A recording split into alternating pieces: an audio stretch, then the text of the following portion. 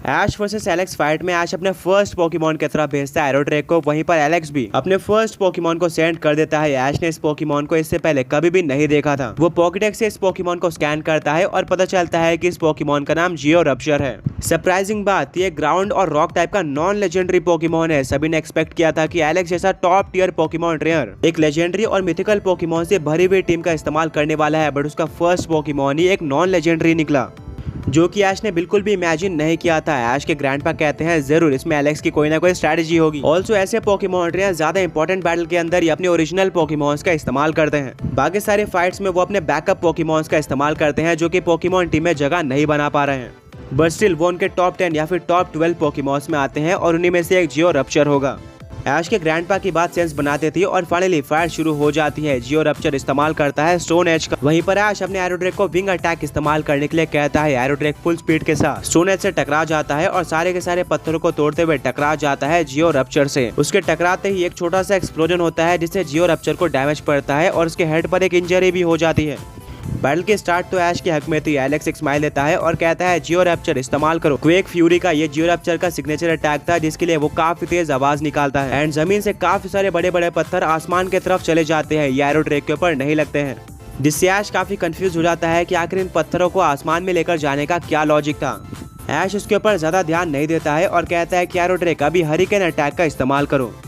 एरोड्रैक एक टॉर्नेडो को क्रिएट करता है, जो कि जियोरप्चर की तरफ बढ़ रहा था। एलेक्स कहता है कि जियोरप्चर इस अटैक को डॉज करो। जियोरप्चर बिल्कुल ऐसे करता है और बचने के लिए लेफ्ट साइड में चले जाता है, बट वहां पर पहले से एरोड्रैक उसका वेट करा था। वो लेफ्ट साइड में आकर इस्तेमाल करता है ड्रैगन बीम का, जो कि डायरेक्टली जियोरप्चर के ऊपर लग जाती है और जियोरप्चर को काफी ज्यादा हैवी डैमेज पड़ता है। तभी आसमान से काफी ज्यादा गर्म और फुल स्पीड के साथ पत्थर गिरना स्टार्ट हो जाते हैं डायरेक्टली एरोड्रैक के ऊपर। इन पत्थरों के ऊपर लिटरली आग लगी हुई थी और इनसे बचने के लिए एरोड्रैक बिल्कुल भी रेडी नहीं था। अल्टीमेटली काफी सारे पत्थर एरोड्रैक के ऊपर लग जाते हैं, जिससे एरोड्रैक को काफी ज्यादा हैवी डैमेज पड़ता है। इवन उसके विंग्स और पैरों पर इंजरीज भी हो जाती है। ऐश कहता है कि एरोड्रैक क्या तुम ठीक हो, पर एरोड्रैक का कोई खास रिस्पॉन्स नहीं आता है। वो काफी ज्यादा इंजर्ड हो चुका था और अब रिवेंज लेने के लिए तैयार था। रॉक कहता है वाह, शायद से एलेक्स के जियोरप्चर का क्वैक फ्यूरी अटैक ही था, जो कि कुछ टाइम बाद अपना असर दिखाता है। ओल्ड मैन कहते हैं बिल्कुल, इसको इस्तेमाल करने के बाद वो आसमान में काफी सारे पत्थर फायर करता है, जो कि 1 या फिर 2 टन होने के बाद काफी ज्यादा तेजी से अपोनेंट पोकेमॉन के ऊपर गिरना स्टार्ट कर देते हैं, जिसके लिए अपोनेंट रेडी भी नहीं होता है। और क्योंकि ये पत्थर काफी ऊपर से नीचे गिर रहे होते हैं, इनके ऊपर आग भी लगी होती है। एरोड्रैक बहुत गुस्से में होता है और बिना किसी ऐश के ऑर्डर के एक काफी स्ट्रॉन्ग अटैक का इस्तेमाल कर देता है, जो कि डायरेक्टली जियोरप्चर के ऊपर लगता है और एक काफी ज्यादा बड़ा एक्सप्लोजन हो जाता है। जब धुआं हटता है तो देखने को मिलता है कि एलेक्स का फर्स्ट पोकेमॉन यानी कि जियोरप्चर हार चुका है। ये देखकर सभी शॉक्ड हो जाते हैं। एलेक्स भी हैरान हो गया था। ब्रॉक कहता है फर्स्ट टाइम मैंने एरोड्रैक को इतना गुस्से में देखा है और बिना किसी ऐश के ऑर्डर के अटैक करते हुए देखा है। ओल्ड मैन कहते हैं शायद एरोड्रैक के ऊपर इतने सारे अटैक लगने के बाद उसने एम्बैरेसमेंट फील की होगी एंड इतने स्ट्रॉन्ग पोकेमॉन इसके बाद ऐसा ही कुछ करते हैं। अब एलेक्स का फर्स्ट पोकेमॉन हार चुका था। उसके पास 5 पोकेमॉन्स बाकी थे। वो अपने जियोरप्चर को पोकेबॉल के अंदर वापस लेता है और कहता है कि तुमने एरोड्रैक को वीक करके अपना काम कर दिया, अब बाकी सब मेरा सेकंड पोकेमॉन संभाल लेगा। एरोड्रैक को डिफीट करने में काफी सारे पोकेमॉन ट्रेनर्स ने स्ट्रगल किया है, बट हम नहीं करने वाले, बाहर आ जाओ। वोल्टेरियन ऐश अपने पॉकेडेक्स को बाहर निकालता है इसके बारे में और भी ज्यादा इन्फॉर्मेशन लेने के लिए, जिससे उसको पता चलता है कि वोल्टेरियन एक इलेक्ट्रिक और फाइटिंग टाइप का लेजेंडरी पोकेमॉन है। यानी कि फाइनली एलेक्स ने लेजेंडरी पोकेमॉन का इस्तेमाल कर लिया था, बट सेकंड पोकेमॉन की तरह। आगे बढ़ने से पहले पिछले पोके क्विज के विनर्स ये रहे। फाइट स्टार्ट हो जाती है। एरोड्रैक ऑलरेडी काफी वीक हो चुका था, बट गुस्से में होने के कारण वो काफी सारे स्ट्रॉन्ग अटैक का इस्तेमाल करता है। ऐसे अटैक जिनके बारे में ऐश को खुद नहीं पता होता है, जैसे कि टेम्पेस्ट रोर और साइक्लोन कैटाक्लिज्म। ये सारे अटैक वोल्टेरियन पोकेमॉन के ऊपर भारी पड़ते हैं, पर वोल्टेरियन भी पीछे नहीं हटता है। वो भी एक सुपर स्ट्रॉन्ग लेजेंडरी पोकेमॉन था, जो कि इस फाइट से पहले काफी सारे पोकेमॉन्स को डोमिनेट करते हुए आ रहा था। वो एरोड्रैक के ऊपर स्ट्रॉन्ग से स्ट्रॉन्ग अटैक का इस्तेमाल करता है और फाइनली ये बैटल का रिजल्ट एक टाई होता है। रेफरी कहता है कि वोल्टेरियन और एरोड्रैक दोनों ही पोकेमॉन्स फाइट नहीं कर सकते हैं, दोनों हार चुके हैं। यानी कि ऐश का फर्स्ट पोकेमॉन, वहीं पर एलेक्स का सेकंड पोकेमॉन हार चुका है। अब एलेक्स के पास 4 पोकेमॉन्स बाकी हैं। एंड आज का क्वेश्चन ये है कि ऐश को वो कौन सा पोकेमॉन है जिसको सोना काफी पसंद था और उसको बहुत भूख भी लगती थी।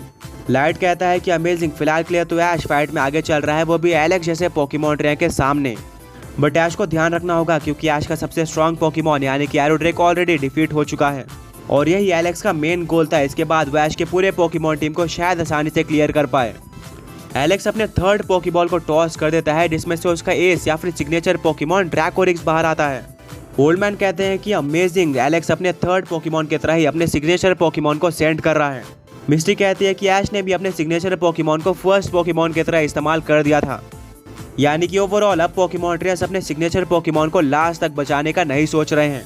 वो शुरुआत में ही अपोनेंट को पैनिक करवाकर फाइट को डोमिनेट करना चाहते हैं। एंकर कहता है कि ऐश के सिग्नेचर पोकेमॉन ने एलेक्स के 2 पोकेमॉन्स को डिफीट किया था। अब देखना होगा कि एलेक्स का सिग्नेचर पोकेमॉन ऐश के पोकेमॉन टीम को कितना डैमेज पहुंचा पाता है। ऐश भी अपने सेकंड पोकेबॉल को टॉस कर देता है, जिसमें से ऑब्वियसली बाहर आता है लूनारा। लूनारा को देखते ही ऐश के फ्रेंड्स के फेस पर एक स्माइल आ जाती है। ऐश ने काफी ज्यादा अच्छे स्ट्रैटेजी का इस्तेमाल किया था। एलेक्स भी एक स्माइल लेता है और कहता है ऐश, मुझे पता ही था तुम इस तरह के किसी मूव का इस्तेमाल करोगे। एंड सच बताओ तो ये इंप्रेसिव भी है, बट मैं इतना भी बेवकूफ नहीं हूँ। ड्रैकोरिक्स अभी वापस आ जाओ। ड्रैकोरिक्स पोकेबॉल के अंदर वापस आ जाता है, जो कि ऑब्वियसली होने ही वाला था। एलेक्स अपने एस पोकेमॉन को दांव पर नहीं लगाने वाला था। दूसरी तरफ से ऐश भी अपने लूनारा को पोकेबॉल के अंदर वापस ले लेता है, यानी कि दोनों ही पोकेमॉन ट्रेनर्स एक से एक मूव का इस्तेमाल कर रहे थे और ये बैल धीरे धीरे करके और भी ज्यादा इंटरेस्टिंग होते जा रही थी। लाइट कहता है कि मतलब ऐश ने लूनारा को सिर्फ और सिर्फ एलेक्स के एस पोकेमॉन को डिफीट करने के लिए रखा है। वो उसके अलावा एलेक्स के किसी और पोकेमॉन को डिफीट करके लूनारा की एबिलिटी को वेस्ट नहीं करना चाहता। ब्रॉक कहता है कि हाँ, तुमने ऐश के स्ट्रैटेजी को पूरी तरह से समझ लिया है। एलेक्स कहता है बहुत बढ़िया ऐश, तुम मुझसे एक कदम आगे रहना चाहते हो, पर शायद ये पॉसिबल नहीं हो पाएगा। एलेक्स अपने थर्ड पोकेबॉल को टॉस कर देता है, जिसमें से एक मैजेस्टिक पोकेमॉन बाहर आता है। ऐश अपने पॉकेडेक्स पर इस पोकेमॉन को स्कैन करता है, जिससे उसको पता चलता है कि एक मिथिकल पोकेमॉन था एट्रो रीजन का, जिसका नाम सेलेस्टिलिक्स है। इसकी टाइपिंग साइकिक और फायर टाइप है। ऐश कहता है कि इंटरेस्टिंग, एंड वो अपने सेकंड पोकेबॉल को बाहर निकाल देता है। एंड टॉस करने के बाद उसमें से ड्रैकुनोस बाहर आता है। वेल, अब दोनों पोकेमॉन्स के बीच में फाइट स्टार्ट हो जाती है। दोनों ही पोकेमॉन्स बिल्कुल टक्कर के थे। दोनों ही अपने स्ट्रॉन्ग से स्ट्रॉन्ग अटैक का इस्तेमाल करते जाते हैं। कोई भी यहाँ पर क्लियर विनर डिसाइड नहीं कर सकता था। हाँ, यहाँ पर एलेक्स का सेलेस्टिलिक्स थोड़ा सा ज्यादा स्ट्रॉन्ग लग रहा था, पर ड्रैकुनोस भी अपना पूरा जोर लगा देता है ऐश को इस फाइट को जिताने में, और अब दोनों पोकेमॉन्स वीक हो चुके थे। ऐश कहता है कि ड्रैकुनोस, हमें कैसे भी इस फाइट को जीतना ही होगा, अभी इस्तेमाल करो फ्लेम स्पाइरल का। वहीं पर एलेक्स अपने सेलेस्टिलिक्स को सेलेस्टियल रूइन अटैक का इस्तेमाल करने के लिए कहता है, जो कि उसका सिग्नेचर अटैक था।